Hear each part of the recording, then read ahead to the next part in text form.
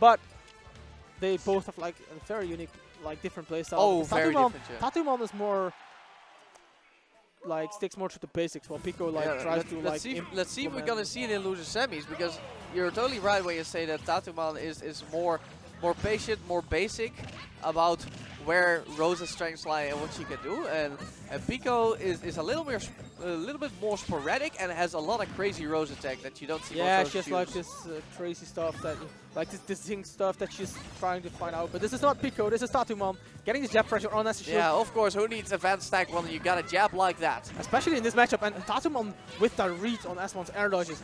I mean, it's such a good tool for Ness. But if you're able to read those air dodges like that and punish them consistently, that just shows that you do know this matchup. And this matchup is notoriously hard for Ness. Yeah, of course, if he has to use his up B, he's dead. Should be dead.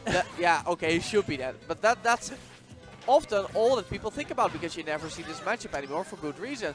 But honestly, one of the biggest, if not the biggest struggle in this matchup for Ness is that he and his stubby legs and arms just cannot reach Rosalina if she spaces correctly with Luma. Yeah, exactly. It's borderline impossible. Yep, and I do like how Tatuman tried to mix up his recovery, but S1 just ready for that option. That's the difference mainly between players like us studying in S1 and the rest of our country. They just understand the options that they have and how they choose their options so well. And their mindset is just like up ahead compared to the rest of the country, which without a doubt is shown by how they do in tournament. Gets the down smash on the 2-frame. Perfect timing by S1. Timing. And that's the thing, you know, Rosalina's head pops out above the ledge during that recovery, so the 2-frame is a little bit easier than it is on other characters, which means that it's actually not a 2-frame, but we call it that anyway. Oh. Well, it actually is a 2-frame, but you know, the hitbox is a lot more forgiving, you know. Like, yeah, it's like her head pops. It's not exactly. Yeah, as long as your hitbox is sort of near the ledge, you're gonna hit her. Yeah, exactly. I think it's like more than 2. You have your window to punish her on her recovery is a little bigger, but don't quote me on that. All these backers, this pressure by S1, just jumping over Luma. And we see S1 being in the lead right here, but we all know what happens when Ness is in the corner against Rosalina. Oh yeah. Not a lot of good things for this psychic kid from Onet. Exactly, and right now, S1 still with all the momentum. Oh, tries to go for it again. This one, Tatuman made it in time. Getting grabbed Back though. throw. Doesn't kill yet. No, next time it might. We do have to point out though that if again with the yo-yo. The yo-yo. Just rolling it past the ledge. This edge guard from S1. Yeah. And then, like you said, her head pops out above the ledge, so even the smaller hitboxes of the late part are gonna clip her and just completely wipe her face. Tries to get it's just gonna grind her, you know, the yo-yo is spinning. Yeah, it's like it eats you alive. It eats you alive. And I do like how S1 was trying to get that forward smash on Luma.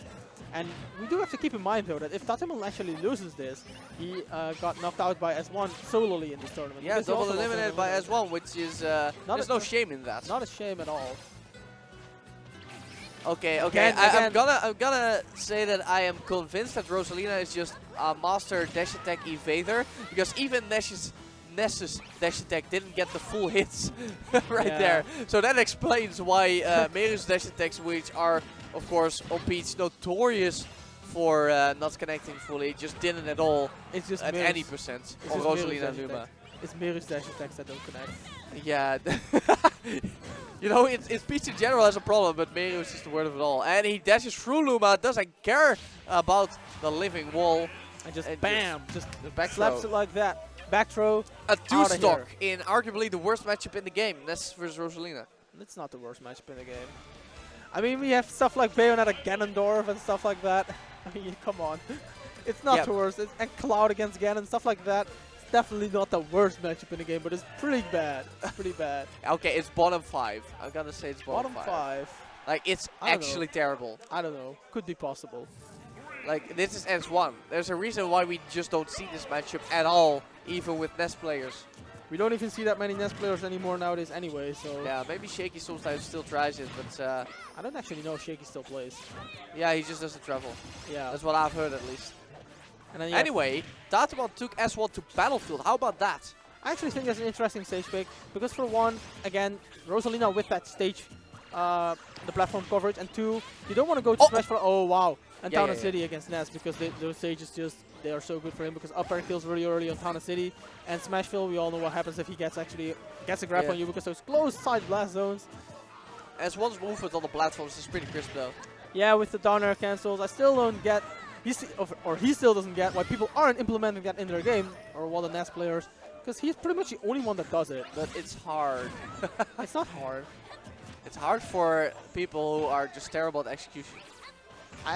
Yeah, I guess. Yeah, Then again, right. that doesn't explain why people like Foe aren't using it. Yeah, you have like 13 frames or something up to actually get that cancel. I think that's Really? a lot. Yeah, it's a Wow. lot.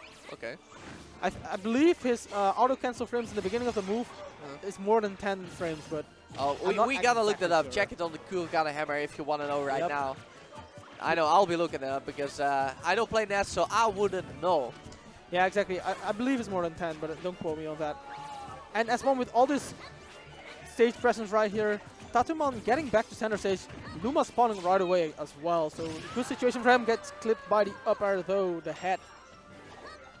Yeah. Will You do know, it. you want to talk about strong up airs? Ness is one of them. Yeah. You know, you think Village's forward smash is the only bowling ball move in the game, but you're wrong about that, my friend. What do you think is inside there? There's definitely a Ness head as well. That's also like a bowling ball, or at least seems like it. If that one was just down smashing, man, I don't care about that. I got Luma over there, I got my own 2 legs over here, I'm a down smash. All the space is covered by my down smash. I call it the Tatuman. Just down smash out of shield. Yeah, it uses the A button, of course. And he gets the, what's it called again? The gravitational pull. Yeah, the gravitational pull. But it's not a stage, so S1 won't die to that. Gets the up smash on the jump. Yeah. You know, that's the thing about Rosa. Luma looks impenetrable. It's so scary actually fighting with that beast. You try to go from the top, and there are some of the best anti-airs in the game.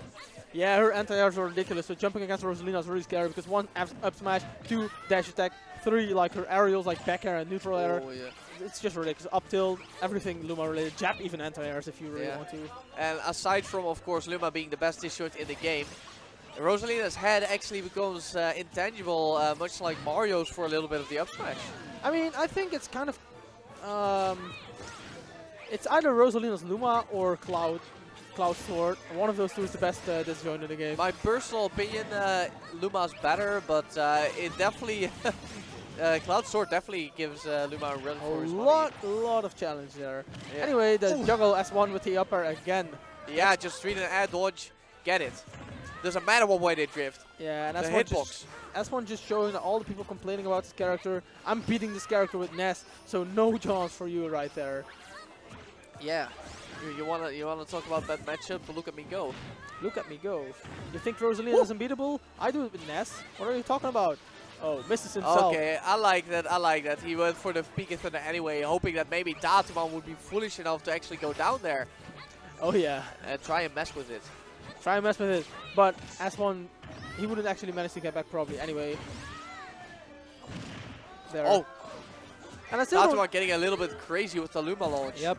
And right here in this magic goes. jump release. Oh, yeah, if you match jump there or your feet don't touch the ground, she can actually jump release you, but Ness is, I think, too floaty to actually fall for that Luma hit after that, the up smash. Yeah, he's really hard to combo. And Tatuman with his momentum, this stage control is all in his possession right here. As not well, position. 33 versus 90. It's not looking too good for S1. It's not looking too good, but S1 is that player that can bring everything back.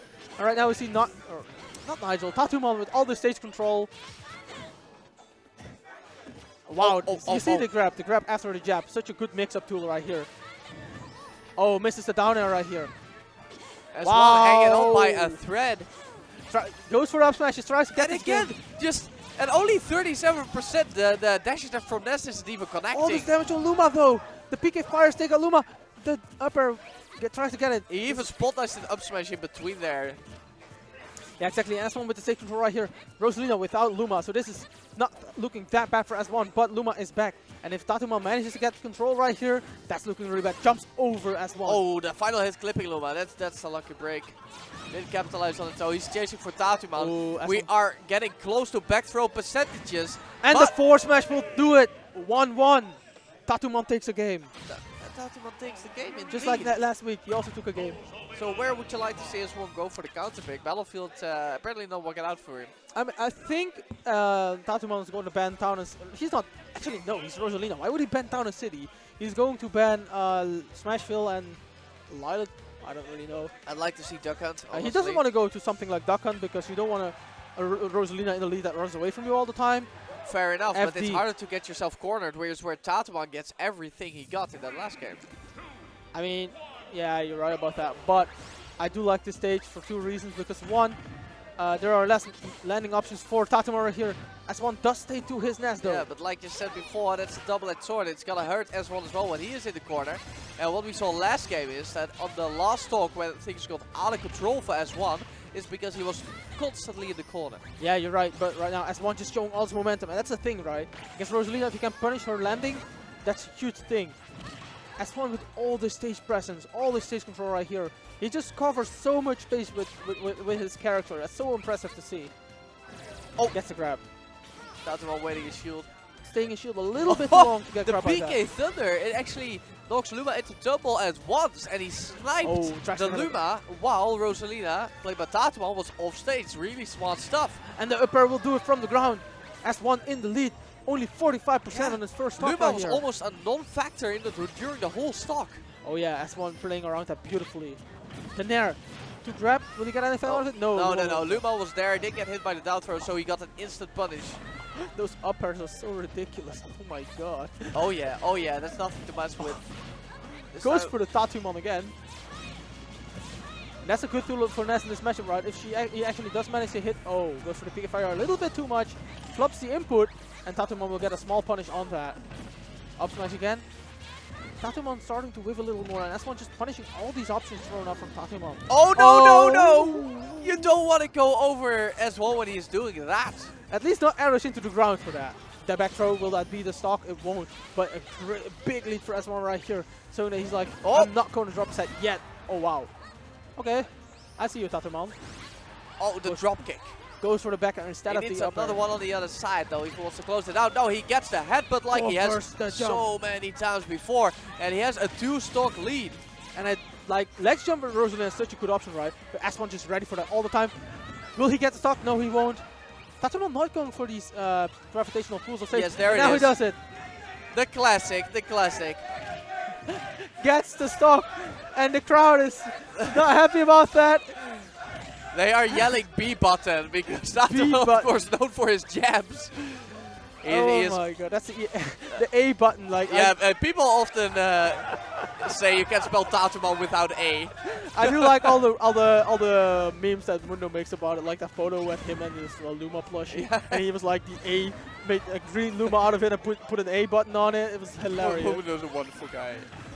Racket Mundo's trolls are like the best, but yeah, the stage control is for Tatuman. S1 getting the grab on Tatuman's shield. Tatuman's shield's there, and S1 just knows like, okay, you want to shield? Oh, did he just throw the PK Fire underneath Rosa? Yeah. Yep.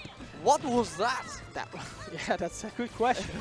I do like how S1 is just able to understand that Tatuman is waiting for these whiff punishes. Oh wow, off stage again? What will happen? Will he get it? Will he get it? No. He won't. But I do like how S1 is waiting for these. Tatuman is waiting for the whiff punishes, right? Yeah. And S1 does understand it, so he's just like, oh, you're gonna shield for the whiff punish, so I'm gonna grab you instead. Again, okay, the control for Luma off stage. This is what he needs. Oh, the tail will hit. The jump again. No up air from S1 right there. Tatuman delaying his jump slightly. The grab. For throw. If he gets up there this time, it might kill. Bay. Oh, B. This crowd. Anyway, Tatuman getting hit. Oh, he gets Luma hit. interrupting. But honestly, S1 gets the short end of the stick. He got a hit on the PK Oh Fire. wow! That actually grabbed. That's ridiculous. The back the drop do kick. it. It's gotta be enough. And 2 feet to the S1 face with some PSI energy to boon. S1 takes the set. Tatuman will finish in a very respectable